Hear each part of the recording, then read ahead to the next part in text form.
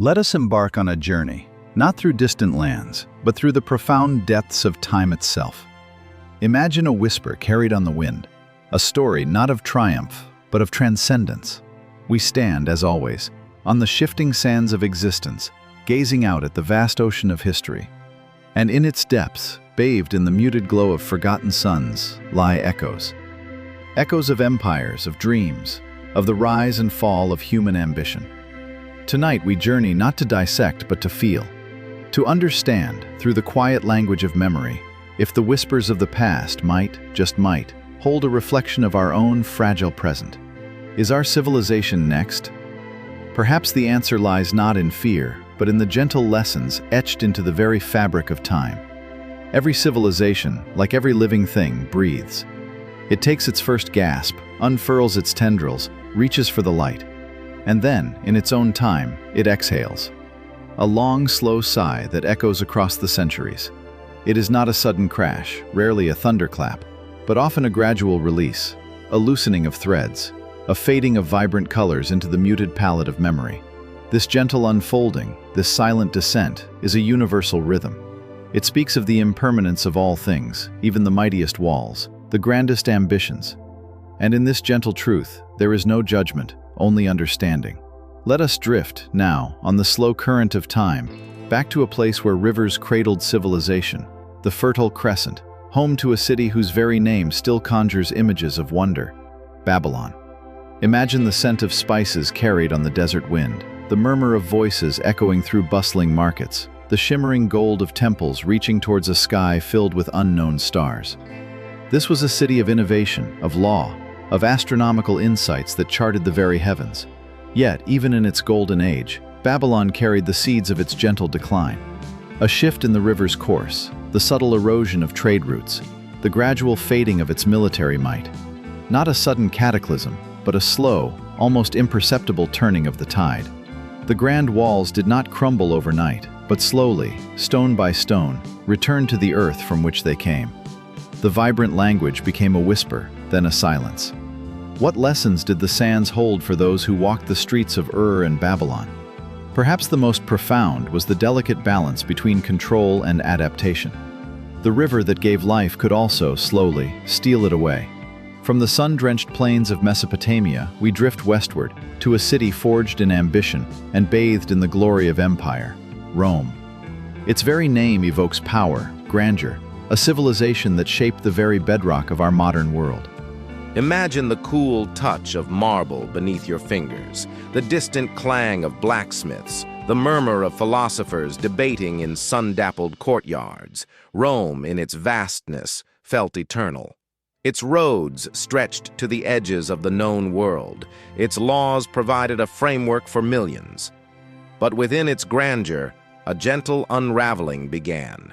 Not with the roar of barbarian hordes at the gates, though those eventually came, but with a subtle erosion from within.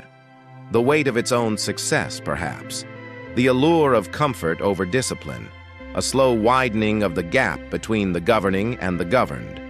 The grand aqueducts, once marvels of engineering, became less maintained. The once clear laws became entangled. It was a gradual fading of the central flame, a quiet exhaustion. The empire didn't shatter. It slowly, gently began to dissipate, its vastness becoming a burden rather than a strength. The whispers in the marble halls grew fainter until only the wind remained, echoing through the ruins. Our journey now carries us to the crossroads of continents, to an empire that bridged east and west, a power that held sway for centuries, the Ottoman Empire. Imagine the vibrant tapestries of Istanbul, the intricate beauty of its mosques, the harmonious blend of cultures that flowed through its veins. This was a realm of profound artistry, of rich intellectual pursuits, of administrative sophistication. For centuries, the crescent moon flew high. Yet even here, a gentle sunset began to paint the skies, not with the suddenness of war, but with the quiet march of progress elsewhere. A gentle reluctance to embrace new technologies, a slow ossification of its once dynamic systems. The world around it began to accelerate, to innovate. while the empire, in its vastness and self-sufficiency, remained steadfast, perhaps too steadfast. The grand caravanserai, once bustling with trade, became quieter. The vibrant gardens, though still beautiful, were tended with less vigor. It was a slow dimming of the light, a graceful retreat from the center stage, not in defeat, but in a quiet yielding to the irresistible currents of change.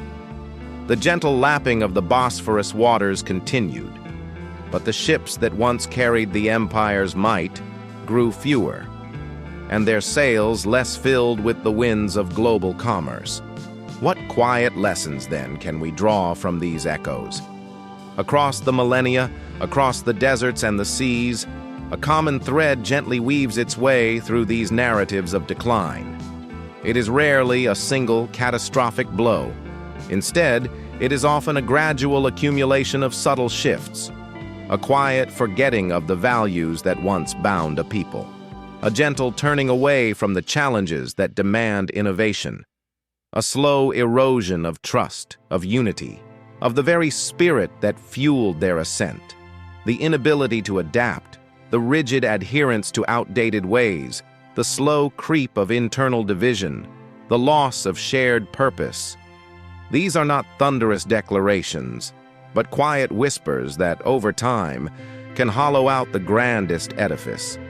It is like the slow, relentless work of water on stone, not a sudden flood, but a patient, persistent wearing away.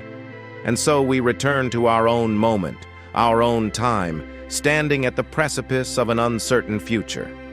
Is our civilization next? The question hangs in the air, not as a threat, but as a gentle invitation. An invitation to look within, to examine the subtle fissures, the quiet anxieties that ripple beneath the surface of our modern world.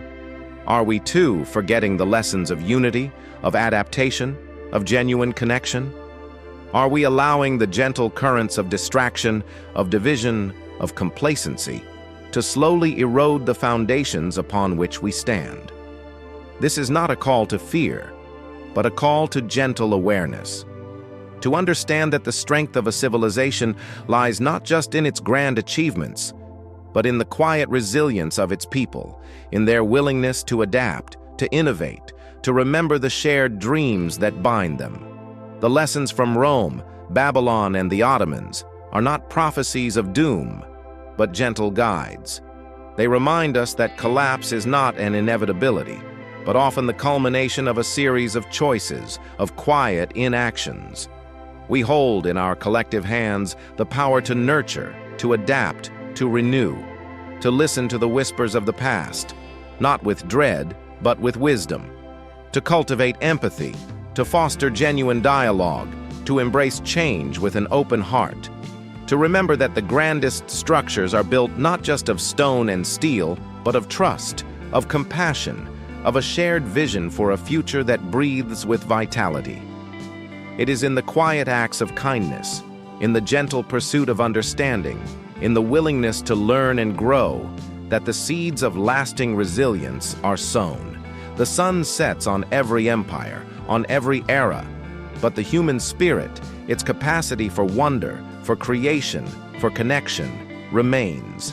The echoes of Rome, Babylon, and the Ottomans do not warn us of an end, but of a cycle.